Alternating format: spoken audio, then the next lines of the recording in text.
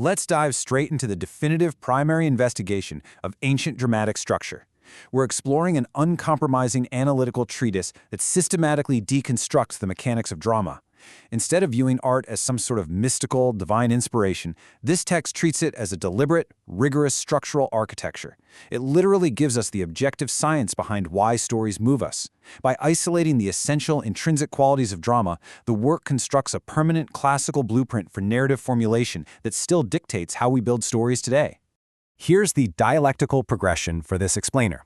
We'll move from the introduction and thematic thesis into the historical and cultural context, map the literary composition and style, evaluate the ethical and philosophical framework, track the dialectical progression of arguments, and finally, assess its transmission and enduring legacy. Section 1, Introduction and Thematic Thesis. Right out of the gate, the text establishes its fundamental axiom. All dramatic and musical arts are, at their core, modes of mimesis. They're differentiated only by their medium, their objects, and their specific manner of imitation. For instance, while a flute player uses harmony and rhythm alone, tragedy synthesizes rhythm, tune, and meter. But ultimately, this mimesis is strictly directed at representing men in action, and it categorizes these representations ethically. It points out that painters like Polygnotus depicted men as nobler than they actually are, while Ponson drew them as less noble. Similarly, the structural divergence between tragedy and comedy is rooted right here. Comedy aims to represent men as worse than in actual life, while tragedy insists on elevating them. Section 2. Historical and Cultural Context. To really grasp this text, we have to look at its specific linguistic and geopolitical environment. It brilliantly illustrates how the Dorians of the Peloponnese claimed the invention of drama by citing exact etymological evidence. They explicitly contrast their local terms kome and dron against the Athenian equivalents demoi and praktin. The Megarians argue that comedy originated under their early democracy, noting that comedians were named not from revelry, but because they wandered contemptuously from village to village, their word being kome. Concurrently, they point out that their vernacular verb for doing is dron, completely bypassing the Athenian praktin. This linguistic archaeology is fascinating because it grounds the abstract art of poetry into the tangible physical realities of classical antiquity. Section 3, Literary Composition and Style. Now, looking at the constituent parts of drama, there's an explicit, uncompromising hierarchy at play. Character, diction, thought, spectacle, and song are permanently subordinated to the absolute primacy of the plot. The text asserts unequivocally that tragedy is an imitation not of men, but of an action and of life.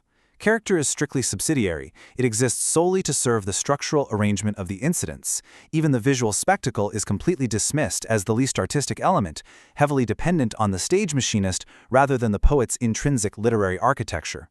Think about that. By defining plot as the literal soul of tragedy, the argument argues that drama imitates action and life over individual men. The structural sequence of incidents is the ultimate aesthetic goal. It's like visual art. The most beautiful colors laid on confusedly will never yield as much pleasure as a simple, precise chalk outline of a portrait.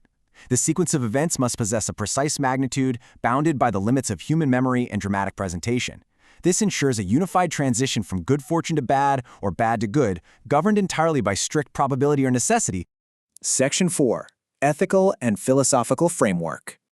This brings us to the internal psychological function of the work, catharsis. The text mandates that tragedy must imitate actions exciting pity and fear to achieve catharsis, which entirely precludes spectacles that merely evoke the monstrous. True tragic pleasure arises not from extraneous visual horror, but from the inner structure of the piece itself. The plot has to be so expertly composed that even a person merely hearing the tale recounted will thrill with horror and melt to pity. That's precisely the reaction elicited by hearing the stark unfolding of the Oedipus narrative. So, who is the ideal protagonist? The ethical framework dictates they must exist in a moral middle ground. They fall from prosperity to adversity, not through inherent wickedness, but strictly due to a profound hamartia, a fatal error or frailty. This error strikes a figure of high renown and prosperity, such as Oedipus or Thyestes. Pity is aroused by unmerited misfortune, and fear by the misfortune of a man just like ourselves. Therefore, if the character is entirely depraved or flawlessly virtuous, the strict structural requirements for invoking catharsis are fatally breached. Section 5. Dialectical Progression of Arguments. The argument systematically tracks the dialectical progression of a complex action. It drives from the initial complication through to two simultaneous events, the epitapathia, or sudden reversal of the situation, and the anagnorisis, the startling discovery or recognition. The epitapathia is the exact moment the action veers forcefully to its opposite, subject to probability.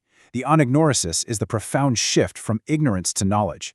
When a protagonist realizes their tragic error precisely as their fortunes collapse, that structural union maximizes the generation of pity and fear, inevitably culminating in the final denouement. This unraveling has to arise organically from the internal mechanics of the plot, completely forbidding the irrational use of a divine machine to solve the protagonist's problems. Within the action itself, everything must follow strict causal necessity. Even a chance event, like the statue of Midias at Argos mysteriously falling upon the man who murdered him during a festival, carries supreme tragic weight specifically because it possesses the terrifying illusion of purposeful, structural design. The supernatural should only ever be employed to explain antecedent events outside the drama's direct scope. Section 6. Transmission and Enduring Legacy. Charting this historical evolution, the analysis demonstrates exactly how tragedy advanced by slow degrees from mere improvisation into its perfected form, systematically absorbing and surpassing the epic foundation laid by Homer. It began with the leaders of the dithyramb. Then, Aeschylus diminished the chorus and elevated the dialogue by introducing a second actor. Sophocles perfected the scale by adding a third actor in scene painting. But the text also notes the decline. Later poets like Agathon stretched plots way beyond their capacity and introduced choral interludes completely disconnected from the unified action, which severely diluted the structural integrity. The final dialectical refutation proves that tragedy is simply the superior art form. Its concentrated magnitude and strict unity of action fulfill its specific aesthetic function far more perfectly than the diluted expanse of epic poetry. While critics at the time argued that epic recitation appealed to a more refined audience than the gesticulations of stage actors, the text dismisses this as a critique of histrionics, not poetry. Tragedy contains all the elements of the epic, even its meter if you want, but it achieves its end within narrower, significantly more potent limits. A sprawling narrative provides material for multiple tragedies, but a tragedy, it delivers a single, unbroken line of catastrophic action, making its aesthetic impact infinitely more concentrated. So we leave you with this final provocation. If true poetic excellence demands a structural union so perfect that removing or shifting even one incident entirely disjoints the organic whole, has any contemporary storytelling actually transcended these rigorously defined classical boundaries? Or are we merely executing the exact same structural mechanisms of mimesis today? It really forces us to reevaluate the structural integrity of the media we consume right now. Thank you for joining this explainer on the definitive architecture of drama.